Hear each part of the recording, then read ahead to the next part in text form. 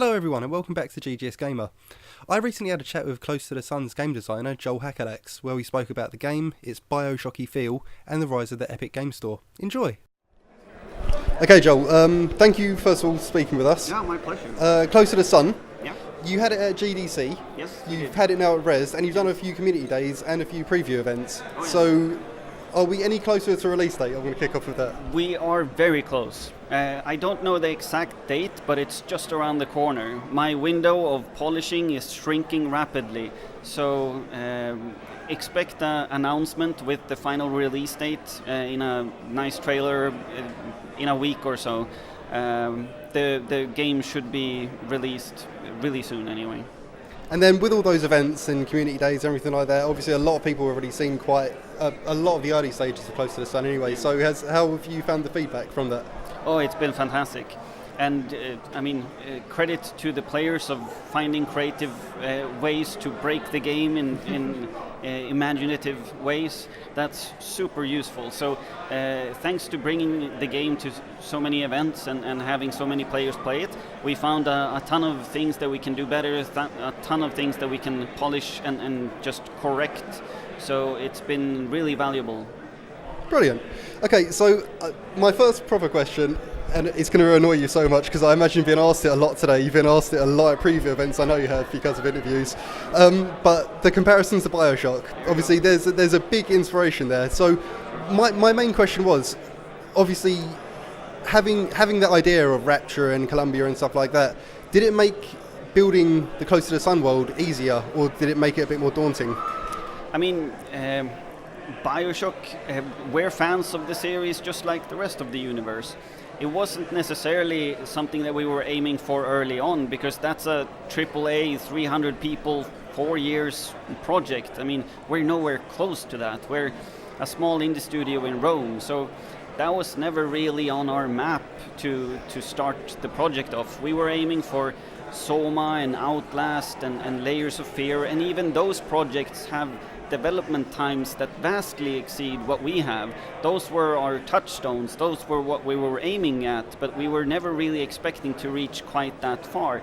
And now when people come and say that this reminds me of BioShock, that's both super flattering. We high-five each other in the office, but it's also a little bit daunting because this is still very much an indie project where 10 to 15 people, we've been working on this for a little over 2 years. So we're nowhere near that kind of massive scale, but the comparison is very flattering, and we take that as a sign that we did our artistic work really well. So I think, for me anyway, and I think a lot of other people, it hit a lot of the same notes in its design and the atmosphere as well. It's, just that right amount of creepy where it puts you off. Obviously, it's really different in some ways. Do forgive me if I'm wrong, but there's no gunplay, there's no guns in it or anything. Correct. Was there any point, like during development, where you thought we should really put guns in, or was it always going to be a non-violent kind of non-combative game? Right, it was always going to be a non-violent, or non-violent isn't the correct term, but we never played around with gunplay directly because we knew that is out of our reach. In order to do that well, we would have to really muscle up as a studio and either expand the dev team or expand our development time significantly. And that was never really on the cards when we began the project.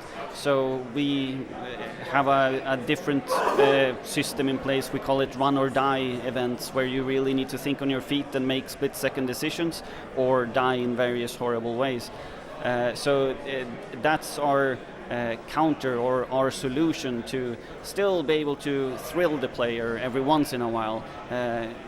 We want to take the player on a roller coaster ride where we give the player enough time to explore the Helios, learn about the lore and the science behind everything, and then gradually increase tension before we fire off a run or die event, these chase sequences that every once in a while will just force you to make split-second decisions. So combat, no, but we have our own version of it, even if it's indie solution. And so by the sounds of it, you've made a lot of creative ways for Ada to be killed. Any particular favourites of yours? Not really. I mean, I particularly like our voice acting has been spectacular, and the voice acting when you get electrocuted, I enjoy immensely. So, which is a weird thing to say, but yeah, exactly. But it's a weird question. But I mean, in terms of just voice acting performance, how do you execute on that thing? Well, it just happens that we're lucky enough to have fantastic voice actors that manage to pull that off in a believable fashion. So that, I guess, would be my favorite. Yeah. So that's a really good point, though, Joel. In that you say the development time and everything like that was kind of, it put certain like goals out of your reach or anything, but from what we've seen, you know, you've made a world that a lot of people are already comparing to like one of the most iconic games of like modern gaming. You've got a really solid, you know, nice kind of neat level design there, and the voice acting as well. It's all kind of coming together. So, are you quite happy with how it looks at the moment then? Oh yes, I mean, it hasn't always looked this good. Development is a very iterative process, and we've been lucky enough to have enough time this time around to really get those ugly corners and shortcuts ironed out. That is not always the case, but this time around we feel like we've hit a quality bar that we ourselves are fairly content with.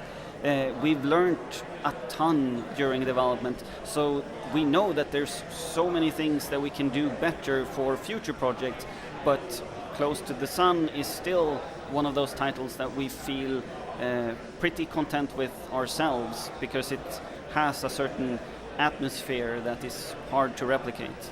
And then, was Tesla always involved with Close to the Sun?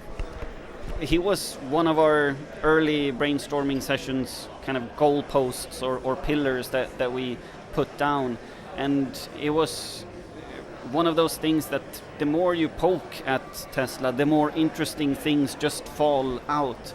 It was an endless fountain of just creative possibilities. So as soon as he was on the map, then so many things just started falling into place. Really, really interesting historical figure.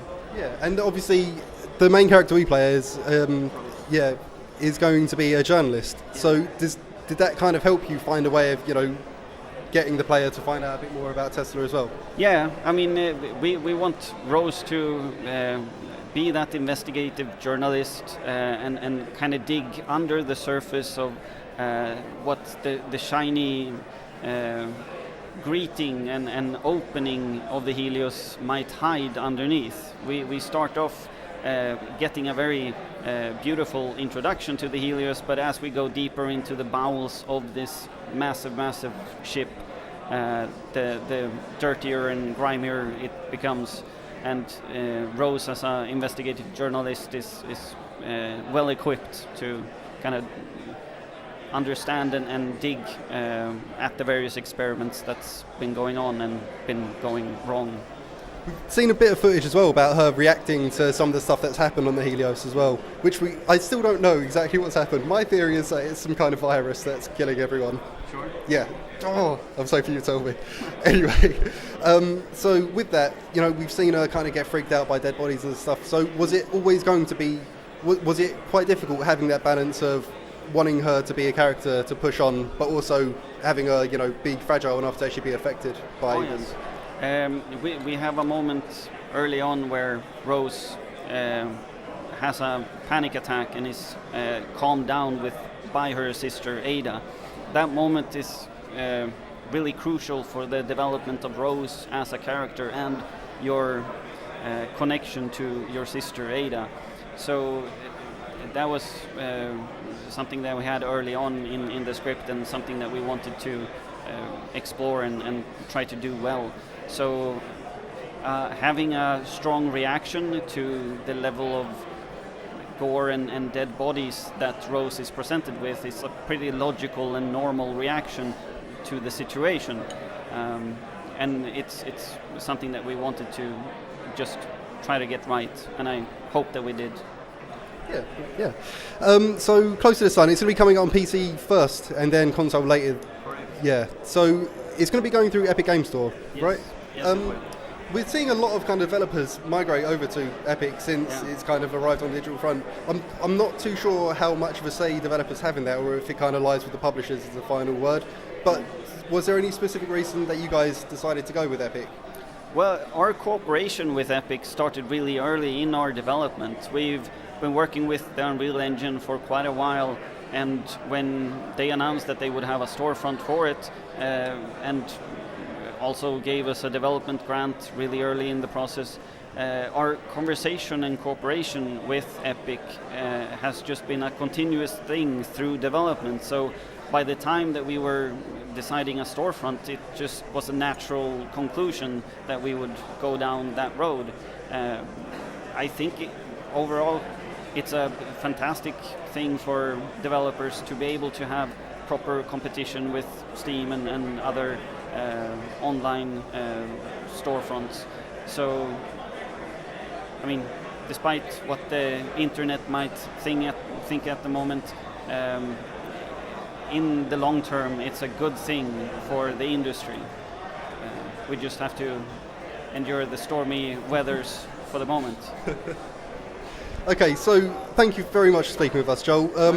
We got Close to the Sun coming out on PC first, and then console a bit later this year. Yeah. In the autumn, we should be able to see Close to the Sun on the Xbox and the PlayStation 4. Brilliant. Okay, well, thank you very much, Joel, and I can't wait to play the game. My pleasure. Thanks for watching, and let us know if you're excited for Close to the Sun. Feel free to like and subscribe if you enjoy the stuff we make, and check back soon for more from Res 2019. Thanks for watching, and we'll see you next time.